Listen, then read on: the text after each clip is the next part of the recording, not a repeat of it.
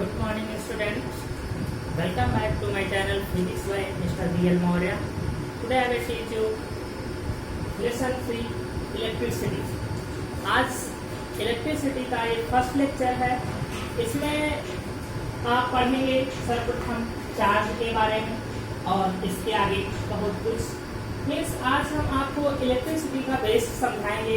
Electricity का base क्या है, ठीक है. तो देखिए इलेक्ट्रिसिटी ये वर्ड जो है ये इलेक्ट्रॉन से प्रोड्यूस होता है. Means the base of electricity is electron. Electricity का जो बेस है वो इलेक्ट्रॉन है. कहने का मतलब है इलेक्ट्रॉन एक ऐसा पार्टिकल है जो कि किसी भी वायर में किसी भी चालक जो वस्तु होती हैं, जो इलेक्ट्रिक की सुचालक धातुएं और वस्तुएं होती हैं, उनमें इलेक्ट्रॉन मूव कर सकता है, फ्लो कर सकता है, ठीक है. तो इलेक्ट्रिसिटी का जो बेस है वो क्या होता है, इलेक्ट्रॉन होता है. पहले तो ये आप समझ लीजिए, ठीक है. और इलेक्ट्रॉन पर चार्ज कैसा होता है, एक एक पॉइंट को आप क्लियर करते चले. जो इलेक्ट्रॉन पर चार्ज होता है वो होता है 1.6 इंटू 10⁻⁻19 कूलम होता है, ठीक है. और ये नेगेटिव चार्ज होता है, ठीक है. सर्वप्रथम आपने जाना the base of electricity is electron and the charge of electron is -1.6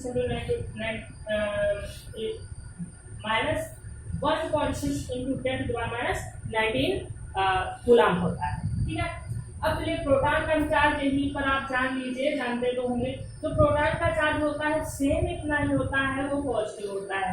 1.6 into 10⁻⁻19 coulomb होता है, ठीक है. एंड न्यूट्रॉन है नो चार्ज, ठीक है. इसके पास कोई चार्ज नहीं होता है. इसको आप वैद्युत उदासीन कह सकते हैं. वैद्युत उदासीन अर्थात इसके पास कोई भी आवेश नहीं होता है. तो सबसे पहले तो आप तीनों जो मूल कण हैं इनके चार्ज के बारे में जान लीजिए, जिनको हम मूल कण कहते हैं. प्रत्येक परमाणु में पाए जाते हैं. इलेक्ट्रॉन पर ऋणावेश होता है, नेगेटिव चार्ज होता है 1.6 into 10⁻⁻19 कूलम. और प्रोटॉन पर इतना ही पॉजिटिव चार्ज होता है. And neutron has no charge. Neutron के पास कोई भी आवेश नहीं होता है, ठीक है. इसको कहते हैं वैद्युत का उदासीन होता है, इलेक्ट्रिक न्यूट्रल होता है, ठीक है. अब इसके बाद हम बात करने जा रहे हैं सर्वप्रथम इलेक्ट्रिसिटी पढ़ने में आपको जानना है आवेश क्या होता है. तो आपको बता दें इस पूरे यूनिवर्स में कहीं भी फ्रीली स्वतंत्र रूप से चार्ज उपलब्ध नहीं है. अर्थात हम स्वतंत्र रूप से चार्ज कहीं भी प्राप्त नहीं कर सकते हैं इन दिस वर्ल्ड, ठीक है. तो फिर चार्ज कैसे हमको प्राप्त होता है. चार्ज कैन बी प्रोड्यूस, इसको उत्पन्न किया जा सकता है. मतलब स्वतंत्र रूप से चार्ज कहीं नहीं प्राप्त हो सकता. क्यों? क्योंकि आप जानते हैं जो पूरी प्रकृति का निर्माण हुआ है, अगर हम कहें तो किसी न किसी तत्व से मिलकर के बना है, जो कि आप मेंटलिस्ट की अवस्थानी में विभिन्न प्रकार के तत्वों का अध्ययन करते हैं, ठीक है. और कोई भी जो तत्व होता है, कोई भी जो तत्व होता है उसके न्यूक्लियस में क्या क्या होता है, प्रोटॉन एंड न्यूट्रॉन. और इनकी जो सेल्स होती है, इन सेल्स में क्या होते हैं, इलेक्ट्रॉन्स होते हैं. जो प्रोटॉन के पास जितना पॉजिटिव चार्ज होता है उतना ही इलेक्ट्रॉन के पास नेगेटिव चार्ज होता है. जानते हैं, अभी मैं बता चुका हूँ. जितने इसमें नंबर ऑफ प्रोटॉन्स होते हैं उतने नंबर ऑफ इलेक्ट्रॉन भी होते हैं. तो जितना चार्ज प्रोटॉन का होता है उतना ही चार्ज टोटल न्यूट्रॉन का हो जाता है. एंड इलेक्ट्रॉन का हो जाता है. Neutrons has no charge. तो इसका मतलब क्या हुआ कि पूरा जो हमारा परमाणु हो गया वो क्या है, इलेक्ट्रिकली न्यूट्रल है. हमारे पास जो पूरा परमाणु होता है वो वैद्युत का उदासीन होता है. आप केमिस्ट्री में भी पढ़ चुके हैं. और ब्रह्मांड की प्रत्येक वस्तु बनी किससे है, परमाणुओं से, अणुओं से, यौगिकों से बनी है. तो स्वतंत्र रूप से हमें कहीं आवेश प्राप्त नहीं होता है. इसका मेन कारण क्या है, मेन कारण है क्योंकि हमारा प्रत्येक परमाणु जो है वो वैद्युत का उदासीन होता है. तो चार्ज फिर प्राप्त कैसे होगा. Charge can be produce, charge उत्पन्न किया जा सकता है. जैसे दो वस्तुओं को रगड़कर किसी धात्विक वस्तु के लिए पोटेंशियल विभव आरोपित करके, ये बहुत सारे तरीके हैं कि चार्ज को उत्पन्न किया जा सकता है. जैसे कि विभिन्न वैज्ञानिकों ने सर्वप्रथम प्रयोग किए थे कि कांच की छड़ को रेशम पर रगड़ा, कांच की छड़ को रेशम पर रगड़ा और उसके बाद देखा कि कांच की छड़ और रेशम को पास में लाने से इनके बीच एक अट्रैक्शन फोर्स आ गया। कांच की छड़ को रेशम पर रगड़ा, उसके बाद कांच की छड़ को रेशम के पास लाए तो देखा कि दोनों के बीच एक अट्रैक्शन फोर्स लग रहा, दोनों एक दूसरे को अट्रैक्ट कर रहे हैं। ऐसे ही आबनूस की छड़ को बिल्ली की खाल पर, आबनूस की छड़ को किससे रगड़ा? बिल्ली की खाल पर रगड़ा, और देखा कि इसके बाद जब आप उसकी छड़ को बिल्ली की खाल के पास लाते हैं तो दोनों के बीच अट्रैक्शन फोर्स अप्लाई हो रहा है। ठीक है, तो ये तो एक प्रयोग है जिसके द्वारा हम चार्ज के बारे में अध्ययन प्रारंभ करते हैं। तो यहाँ पर जब दो वस्तुओं को परस्पर रगड़ा तो यहाँ पर चार्ज का, इलेक्ट्रॉन्स का आदान प्रदान हुआ, क्योंकि इलेक्ट्रॉन जो बाहरी सेल में होते हैं, बाहरी कोश में होते हैं, वही इमिट हो सकते हैं, वही परमाणु से निकलते हैं और दूसरे पर चले जाते हैं, जो सामने वाली वस्तु होती है उस पर चले जाते हैं। ठीक है, प्रोटॉन नहीं निकलते, प्रोटॉन न्यूक्लियस के अंदर रहते हैं। तो यहाँ पर इमेजिन किया गया कि कुछ ऐसा इवेंट हुआ होगा कि इनके बीच अट्रैक्शन फोर्स लगा।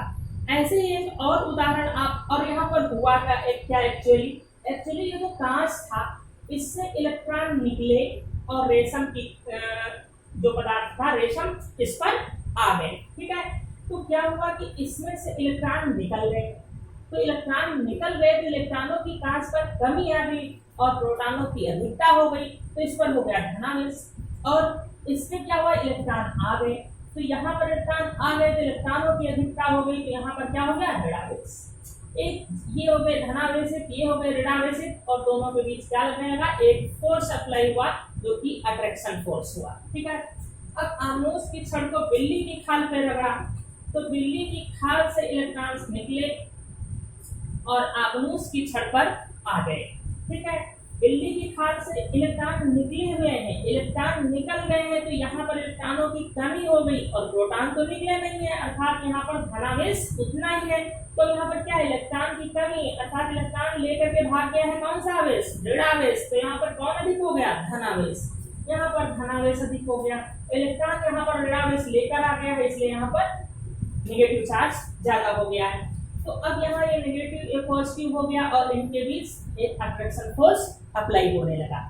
ऐसे ही ये जो है आपका, अब इसको कांच की छड़ को और आबनूस की छड़ को अगर पास पास लटका दिया जाए इस प्रकार से तो दोनों अट्रैक्ट करेंगे, बिकॉज ये जो आबनूस की छड़ है क्या है, नेगेटिव चार्ज है, और कांच जो है ग्लास के साथ पॉजिटिव चार्ज है। ठीक है, एक साधारण सा उदाहरण आप देखिए, जब आप अपने कंघे को, यदि आप कंघे को बालों से रगड़ करके कागज के छोटे छोटे तिनकों के पास ले जाते हैं तो क्या करता है, कंघा इनको अट्रैक्ट करने लगता है। यहाँ भी वही प्रोसेस होती है। आप यहाँ पर चार्ज किस प्रकार से प्रोड्यूस कर, रब करके, रगड़ करके, एक दो धातुओं को, दो वस्तुओं को रगड़ करके, धातुएं भी हो सकती, कोई भी वस्तु हो सकती, क्योंकि हमने बताया ब्रह्मांड की हर एक वस्तु तत्वों से, परमाणुओं से मिलकर बनी है और उसमें इलेक्ट्रॉन्स मौजूद है। आपके शरीर में बहुत सारे इलेक्ट्रॉन्स मौजूद हैं, हर एक वस्तु में इलेक्ट्रॉन मौजूद है, बिना इलेक्ट्रॉन की कुछ है भी नहीं। कोई भी अगर यौगिक है, तत्व है, अणु है, उसमें इलेक्ट्रॉन है ही। तो यहाँ पर क्या हुआ, कंघे को जब आपने बालों से रगड़ा तो यहाँ पर क्या हुआ, कंघा गर्म हुआ और यहाँ से इलेक्ट्रॉन इमिट हुए। तो जब कागज के टुकड़ों के पास आप ले गए तो इस पर से इलेक्ट्रॉन निकल करके यहाँ आ रहे हैं, कागज के टुकड़ों पर आ रहे हैं। तो कागज के टुकड़े कैसे हो जाएंगे, ये नेगेटिव चार्ज हो जाएंगे, यहाँ पर नेगेटिव चार्ज हो जाएगा और कंघे पर कैसा आ जाएगा, पॉजिटिव चार्ज हो जाएगा। तो ये क्या होगा, नेगेटिव और पॉजिटिव चार्ज होने पर एक दूसरे को अट्रैक्ट करने लगते हैं, इसलिए कागज के टुकड़े छोटे छोटे कंघे से अट्रैक्ट होते हैं। तो अगर आपसे पूछें कि कंघे को रगड़कर कागज के तिनकों के पास ले जाने से कागज का टुकड़ा क्यों अट्रैक्ट होता है, तो आप बता सकते हैं जब कंघे को रगड़ते हैं तो उससे निकलने वाले इलेक्ट्रॉन्स कागज के टुकड़े पर चले जाते हैं और कागज के टुकड़े पर जहां इलेक्ट्रॉन चले जाते हैं वहां पर ऋणावेश आ जाता है और जहां से इलेक्ट्रॉन निकल जाता है वहां धनावेश आ जाता है। तो एक नेगेटिव एक पॉजिटिव हो जाता है, ये एक दूसरे को अट्रैक्ट करते हैं। तो यहाँ पर सबसे पहले आपने ये जाना क्या कि यदि किसी तरफ से इलेक्ट्रॉन इमिट हो रहा है, इलेक्ट्रॉन निकल रहा है, देखो एरो क्या होता है, इलेक्ट्रॉन निकल रहा है, तो इलेक्ट्रॉन निकल रहा है तो इलेक्ट्रॉन नेगेटिव चार्ज लेकर भाग रहा है, तो यहाँ पर चार्ज कैसा आ जाएगा, पॉजिटिव चार्ज आ जाएगा, क्योंकि पॉजिटिव चार्ज पहले जितना था है उतना ही, लेकिन नेगेटिव कम हो गया है, इसका मतलब ये क्या हो गया, पॉजिटिव चार्ज। यहाँ से इलेक्ट्रॉन निकल गए हैं, ठीक है। यहाँ पर इलेक्ट्रॉनों की हो गई कमी और धनावेश की क्या हो गई है, अधिकता। क्या कहें, प्रोटॉनों की अधिकता और इलेक्ट्रॉनों की कमी। अगर कहें किसी पदार्थ पर इलेक्ट्रॉनों की कमी है तो इसका मतलब क्या है, इलेक्ट्रॉन निकल गए हैं, तो कैसा चार्ज होगा, धनावेश। अगर कहें किसी पर इलेक्ट्रॉन आ गए हैं, इस पर इलेक्ट्रॉन जब आ गया है तो इलेक्ट्रॉन पे नेगेटिव चार्ज था, तो नेगेटिव चार्ज लेकर के आएगा, तो ये कैसा हो जाएगा, नेगेटिव चार्ज हो जाएगा, अर्थात यहाँ पर ऋणावेश की अधिकता हो जाएगी, ठीक है, धनावेश की कमी हो जाएगी। तो ये सिंबल सी बताने के लिए आपके लिए सफिशिएंट है। इलेक्ट्रॉन इमिट हो रहा है तो पॉजिटिव चार्ज आएगा, इलेक्ट्रॉन यहाँ से आ रहा है तो यहाँ पर नेगेटिव चार्ज हो जाएगा, ठीक है। और एक साइंटिस्ट है जिसका नाम है बेंजामिन फ्रैंकलिन, साथ में इनको फ्रैंकलिन नाम से जाने जाते हैं, फ्रैंकलिन। एक साइंटिस्ट है बेंजामिन फ्रैंकलिन, साथ में आप फ्रैंकलिन नाम से जानेंगे। इन्होंने सर्वप्रथम बताया कि चार्ज जो होता है वो दो प्रकार का होता है, पॉजिटिव एंड नेगेटिव। जब पूछा जाता है सर्वप्रथम किसने बताया चार्ज दो प्रकार का होता है, तो साइंटिस्ट बेंजामिन फ्रैंकलिन ने बताया चार्ज दो प्रकार का होता है, पॉजिटिव एंड नेगेटिव, ठीक है। तो यहाँ पर आपने अभी हम चार्ज के डेफिनेशन आपको नहीं बता पाए हैं। चार्ज के डेफिनेशन आप साधारणतः दो लाइनें रख करके बोल देते हैं, ऐसा नहीं है। चार्ज के डेफिनेशन को समझना और चार्ज के एक्चुअल डेफिनेशन आपको जानना वक्त लगेगा, लास्ट में डेफिनेशन निकल के आएगी, ठीक है। तो आपने ये जाना कि केवल अभी इतना जानता है, इलेक्ट्रॉन निकलने से धनावेश, इलेक्ट्रॉन आने से ऋणावेश, ठीक है। और सर्वप्रथम किसने बताया कि चार्ज दो प्रकार का होता है, बेंजामिन फ्रैंकलिन ने। अब यहाँ पर आप जान लें जो लाइक चार्ज होता है जिसको सजातीय आवेश कहते हैं, ये सजाती हुई एक ही जाति, प्लस प्लस एक ही जाति, माइनस माइनस, जो सजातीय आवेश होता है इनके बीच प्रतिकर्षण बल लगता है, अर्थात ये एक दूसरे को रिपल करते हैं, पॉजिटिव एंड पॉजिटिव, ये एक दूसरे को रिपल करते हैं, दूर भगाते हैं, ठीक है। रिपल्सन फोर्स, नेगेटिव नेगेटिव, ये भी एक दूसरे को रिपल करते हैं, इनके बीच में रिपल्सन फोर्स लगता है, अर्थात प्रतिकर्षण बल लगता है। तो हम यहाँ पर क्या पॉइंट बना सकते हैं कि दो सजातीय आवेशों के बीच प्रतिकर्षण बल लगता है। ये दो प्लस प्लस है तो भी रिपल कर रहे हैं, दूर दूर भाग रहे हैं, और यदि माइनस माइनस है तभी वो एक दूसरे से दूर भागते हैं। वेरी इंपॉर्टेंट पॉइंट नोट कर लीजिए, ठीक है। जो अनलाइक चार्ज होते हैं, विजातीय आवेश होते हैं, जो अलग अलग जाति के होते हैं, जैसे पॉजिटिव है, एक नेगेटिव, नेगेटिव तो एक पॉजिटिव है, इनके बीच अट्रैक्शन फोर्स लगता है, ये पॉजिटिव है, ये नेगेटिव है, इनके बीच अट्रैक्शन फोर्स लगता है, ये एक दूसरे को अट्रैक्ट करते हैं, ठीक है। इतना आप जान लिए हैं। अब ये जो दो प्रकार का फोर्स अप्लाई होता है यहाँ पर, इस पर पॉजिटिव चार्ज आ गया, इस पर नेगेटिव चार्ज आ गया, कैसे आया है, इनको रब किया, रगड़ा गया, इलेक्ट्रॉनों का आदान प्रदान हुआ है।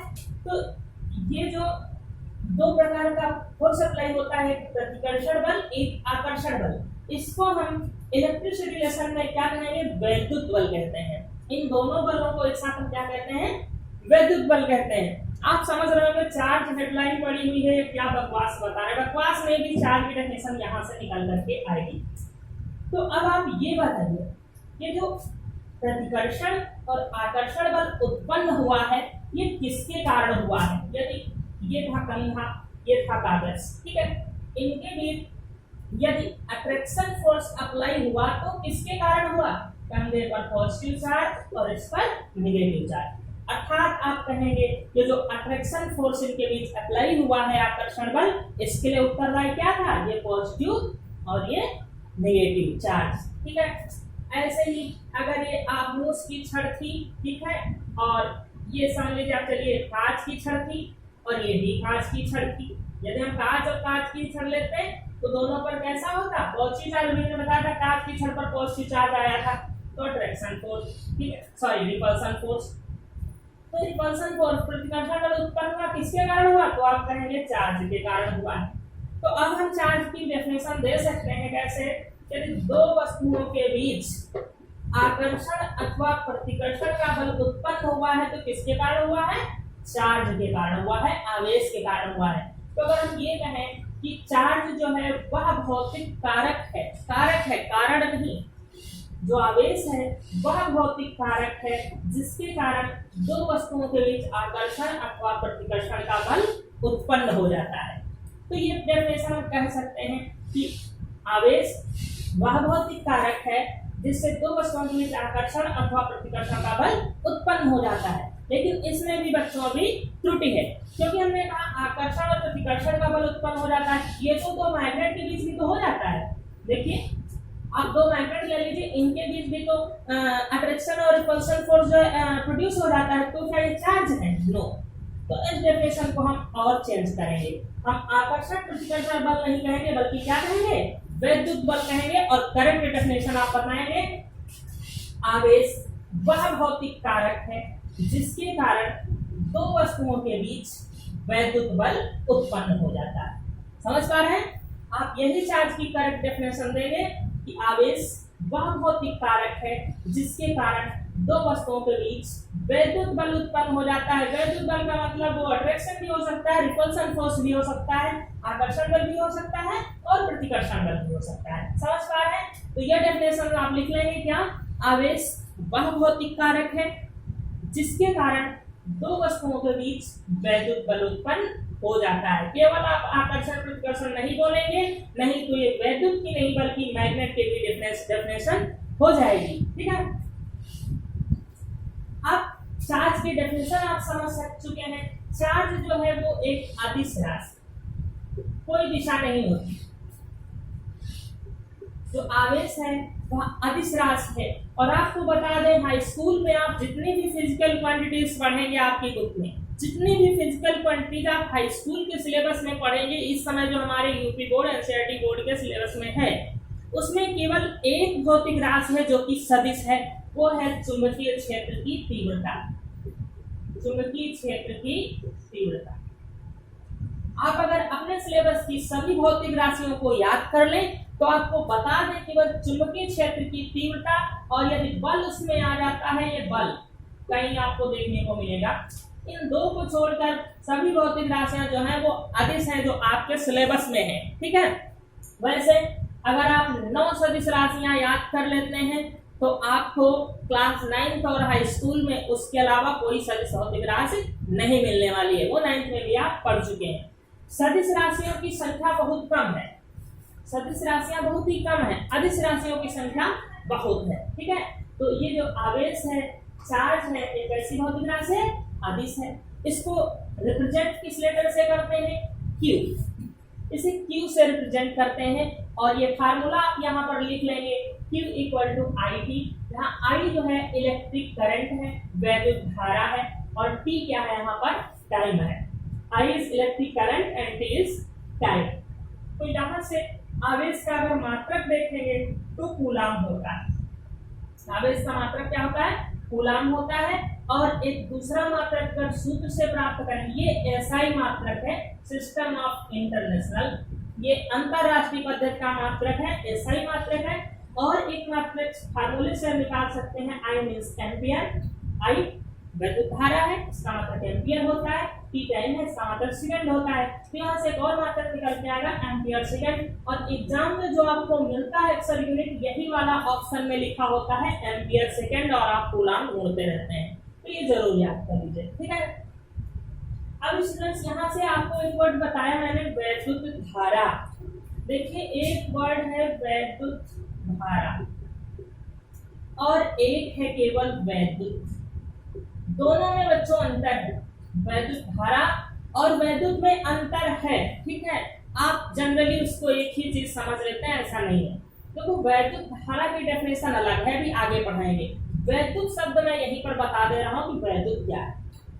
देखिए, जब कोई भी वस्तु आवेश धारण कर लेती है, चाहे नेगेटिव हो चाहे पॉजिटिव हो, तो हम कहते हैं कि ये वैद्युतमय हो गई है, अर्थात इसने वैद्युत धारण कर लिया है। ठीक है, तो वैद्युत क्या है?